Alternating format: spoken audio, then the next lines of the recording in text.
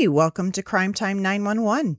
Imagine this. It's the late 1980s. The world feels different. No smartphones, no social media, no instant GPS to guide you. Just maps, payphones, and handwritten notes. That's the backdrop for Tanya Van Cuylenborg and Jay Cook, a young Canadian couple from British Columbia. Tanya was just 18 and Jay was 20. They were in that exciting stage of life where everything feels wide open. New love, new adventures, and the thrill of independence. On November 18, 1987, Tanya and Jay set out on what should have been a simple overnight trip. Their plan? Drive down to Seattle in Jay's father's bronze Ford van to pick up furnace parts for the family business. It wasn't glamorous, but it was practical. And for them, it was also a chance to spend time together on the road.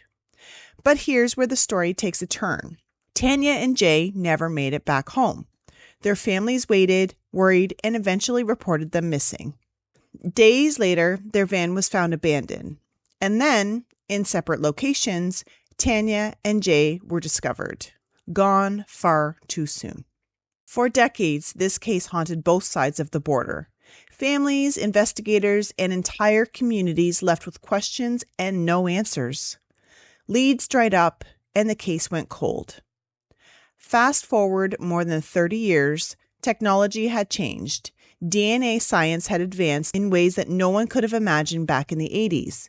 And suddenly, this case, once frozen in time, was cracked wide open. That's what makes a story so compelling. It's not just about tragedy, it's about persistence, science, and the way innovation can finally bring clarity to mysteries that seemed unsolvable. In this episode, we're going to walk through the journey, who Tanya and Jay were, what happened during their trip, how investigators struggled for decades, and ultimately, how DNA genealogy, yes, the same kind of testing people use to find long-lost relatives, helped identify the person responsible. And we'll do it in a way that feels like we're sitting down together, piecing it all out, step by step. Before we get into the twists and turns of the investigation, let's pause and talk about Tanya and Jay as people. Because when you hear about cases like this, it's easy to get lost in the headlines, the timelines, and the science. But at the heart of it all are two young lives that mattered deeply. Tanya Van Cuylenborg, and I apologize if I'm not saying her last name correctly, was 18 years old. She grew up in Saanich, British Columbia, and was described by friends and family as kind, thoughtful, and adventurous. She had this quiet confidence about her, someone who didn't need to be the loudest in the room to leave an impression. Tanya loved photography, and she had a creative streak that made her stand out. Jay Cook, who was 20 years old, was from the same area. He was known as dependable, hardworking, and gentle.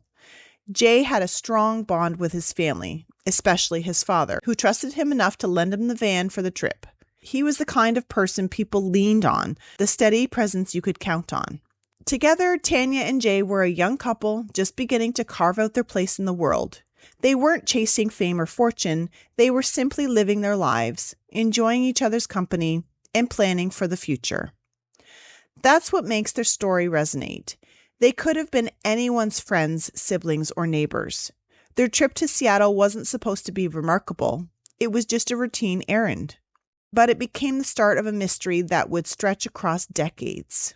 On November 18, 1987, Tanya and Jay left Victoria, British Columbia, and took the ferry to Port Angeles, Washington.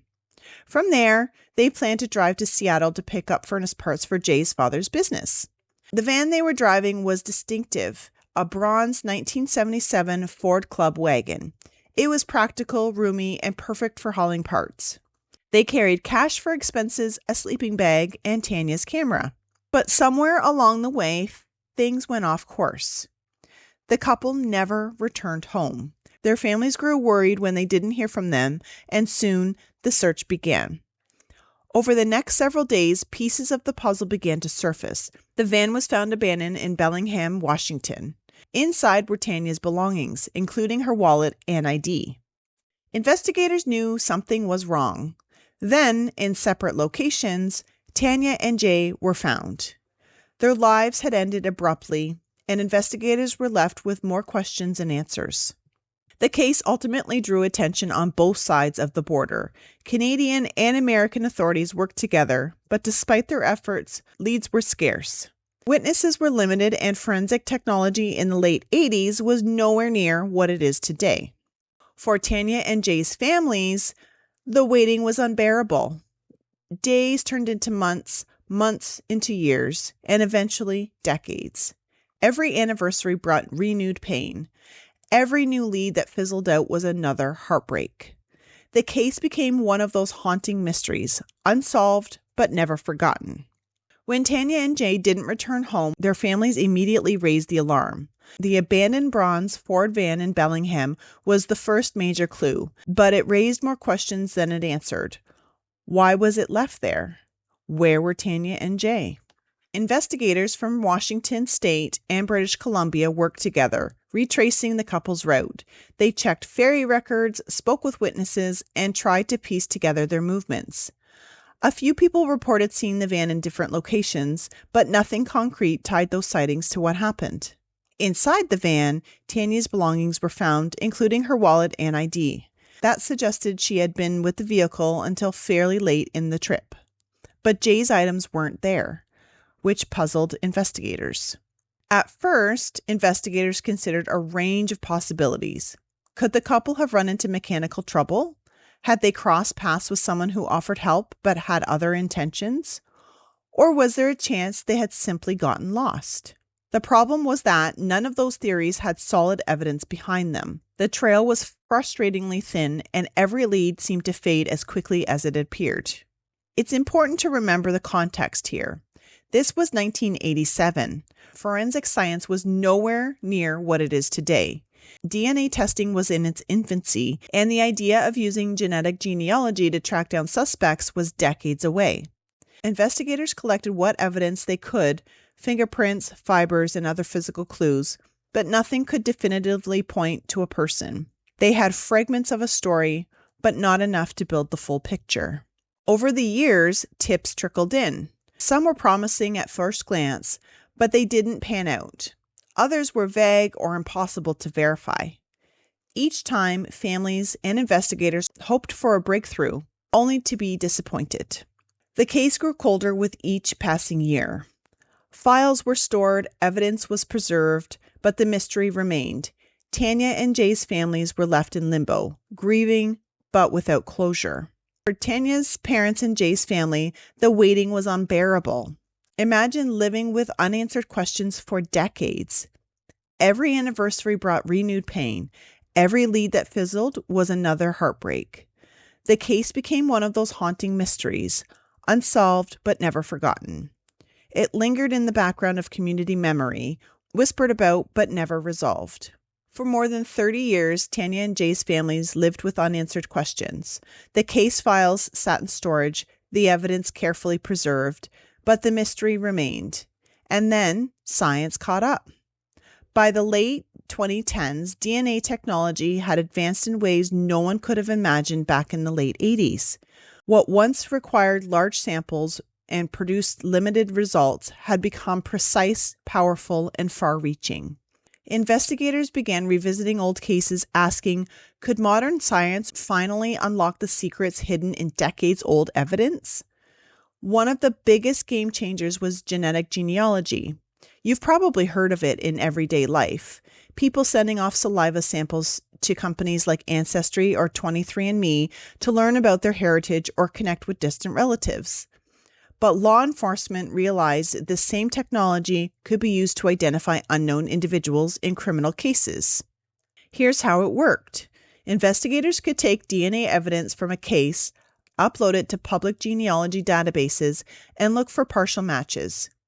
These weren't direct hits, but rather relatives, second cousins, third cousins, sometimes even more distant.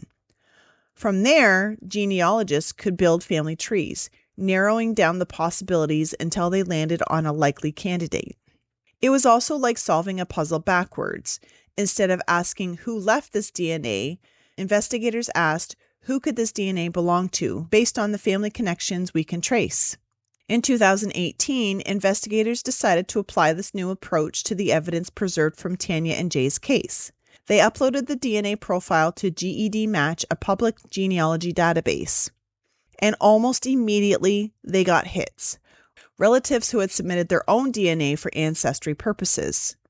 From those matches, genealogists began building out family trees. It was painstaking work, but slowly the branches narrowed. One name began to stand out, William Earl Talbot II, a truck driver from Washington State. For Tanya and Jay's family, this was the moment they had been waiting decades for. After years of silence, there was finally a name. Finally, someone connected to the evidence. Investigators followed up, collecting a fresh DNA sample from Talbot. When they compared it to the evidence from 1987, it matched. After more than 30 years, the mystery had a resolution. Imagine the weight of that moment. For Tanya's parents, for Jay's family, for everyone who had carried the story in their hearts for decades. It was overwhelming. Closure doesn't erase grief, but it does bring answers, and answers matter. This wasn't just about solving a case. It was about honoring Tanya and Jay, about giving their families the truth they deserved, and about showing that persistence in science can finally bring light to even the darkest mysteries. Once investigators identified William Earl Talbot II through genetic genealogy, the case moved into the courtroom. In 2018, Talbot was arrested, and prosecutors prepared to present decades of preserved evidence alongside the new DNA match.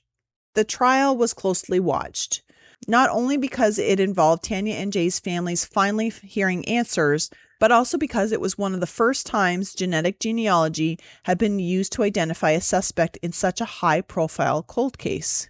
Prosecutors laid out the timeline, the preserved DNA evidence, and the genealogical work that led them to Talbot. Defense attorneys questioned the reliability of this new investigative method, but the science held strong. In 2019, Talbot was found guilty. For Tanya and Jay's family, it was a moment of both relief and heartbreak. Relief that the truth had finally come to light, heartbreak that it had taken so long, and that nothing could bring their loved ones back. For Tanya's parents, the verdict was bittersweet. They had lived with unanswered questions for more than 3 decades. To finally hear a name, to finally see accountability, it mattered. Tanya's father spoke about how the verdict gave them a measure of peace, even though the loss would always remain. Jay's family echoed those sentiments. Closure doesn't erase grief, but it does bring a kind of stillness. The endless wondering, the what ifs, the sleepless nights, all of that had an answer now. Their reactions were deeply human. Gratitude for the investigators who never gave up, appreciation for the science that made the breakthrough possible, and a quiet acknowledgement that Tanya and Jay's story had finally reached resolution. The conviction in Tanya and Jay's case wasn't just a resolution for 2 families. It became a turning point in how investigators everywhere thought about unsolved mysteries. For decades, cold cases were seen as heartbreaking but often hopeless. Families would cling to the idea that maybe someday something would change, but the reality was that many cases sat untouched in dusty file rooms. Then came the breakthrough in genetic genealogy. The Golden State Killer case in California had already shown the world what was possible. And when Tanya and Jay's case was solved using the same technique, it confirmed that this wasn't a one-off miracle. It was a new investigative tool with real staying power. Law enforcement agencies across North America began revisiting their cold case files. Evidence that had been preserved for decades suddenly had new potential. DNA samples that once seemed too small or too degraded could now be analyzed with far greater precision. For families who had lived with unanswered questions, this shift was monumental. Imagine being told for years that there was nothing more investigators could do, and then suddenly hearing, "We have new technology. We're reopening your loved one's case." That's what Tanya and Jay's story gave to countless families, a sense of hope. It showed that persistence mattered, that science could evolve, and that closure was still possible even after decades of silence. Of course, this ripple effect also sparked important conversations. Using genealogy databases raised questions about privacy, consent, and how far investigators should go in searching family connections. Some people worried about their DNA being used in ways they hadn't anticipated. But for many, the balance tilted towards justice. Tanya and Jay's case became part of a larger debate.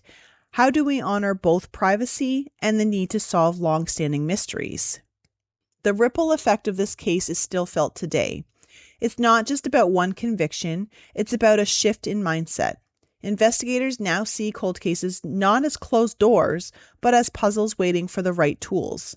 Families see hope where there was once only grief, and society sees the power of science not just as data, but as a way to bring peace to those who have waited far too long. The promise was clear. Science could bring closure, accountability, and peace. Tanya and Jay's case became a symbol of that promise. But with that promise came questions. Genetic genealogy relies on public databases, places where everyday people upload their DNA to learn about their ancestry or connect with relatives. When investigators began using those databases, some people worried, what does that mean for my privacy? The debate centered on consent. Did people realize their DNA could be used in criminal investigations when they uploaded it? Should law enforcement have access to those databases without explicit permission? These weren't easy questions, and Tanya and Jay's case became part of that larger conversation. For many, the balance tilted towards justice. Families like Tanya's and Jay's deserved answers. Community deserved closure. And if science could provide that, wasn't it worth the trade-off? Others argued that safeguards were needed. Clear rules, transparency, and limits on how DNA could be used. The goal was to ensure that justice didn't come at the expense of individual rights. What's remarkable is that Tanya and Jay's case didn't just solve a mystery, it helped shape policy. It pushed lawmakers, scientists, and the public to think about how genetic genealogy should be used. It highlighted both the power and the responsibility that comes with new technology. At the heart of all these conversations were families. For Tanya's parents, for Jay's loved ones, the ethical debates were important. But the answers mattered most. They had waited decades for closure, and when science finally gave them that, it was life-changing. Their story reminds us that behind every debate, every policy, every scientific breakthrough, there are human lives. People who grieve, people who hope, and people who deserve the truth. At the heart of this entire story are two young people, Tanya Van Cuylenborg and Jay Cook.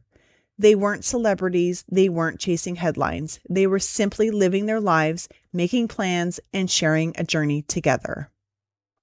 Their story reminds us that behind every case file, every piece of evidence, and every courtroom verdict are human lives. Tanya's love of photography, Jay's dependable nature, their family's devotion, those are all details that matter. Those are the reasons why investigators never gave up, why science kept pushing forward, and why their case became a landmark moment. For Tanya's parents and Jay's family, the resolution brought a measure of peace. It didn't erase the grief, but it ended the endless wondering. After decades of silence, they finally had answers. Their resilience, their patience, and their courage in the face of uncertainty are a testament to the human spirit. And for communities on both sides of the border, the case became a reminder of persistence. That even when years pass, even when hope feels distant, breakthroughs are possible. From an investigative standpoint, Tanya and Jay's case is a masterclass in persistence and innovation. It shows the importance of preserving evidence even when technology hasn't caught up yet. It highlights the value of collaboration. Canadian and American authorities work together across borders, and it demonstrates how science can transform cold cases into solvable puzzles. For investigators today, the lesson is clear. Never assume a case is beyond reach. Technology evolves, methods improve, and what seems impossible today may be solvable tomorrow. For those of us who share these stories, whether through podcasts, documentaries, or articles, Tanya and Jay's case is a reminder of responsibility. True crime storytelling isn't just about mystery, it's about people. It's about honoring lives, respecting families, and presenting stories with clarity and compassion. Their case also shows the importance of context. It's not just about the breakthrough. It's about the decades of waiting, the emotional toll, and the ripple effect that changed how society thinks about justice and science. The legacy of Tanya and Jay is twofold.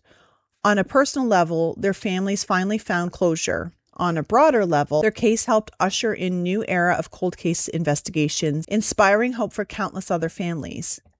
It's a legacy of persistence, innovation, and compassion, a reminder that science is not just about data, it's about people, and a testament to the idea that even after decades, truth can still be found.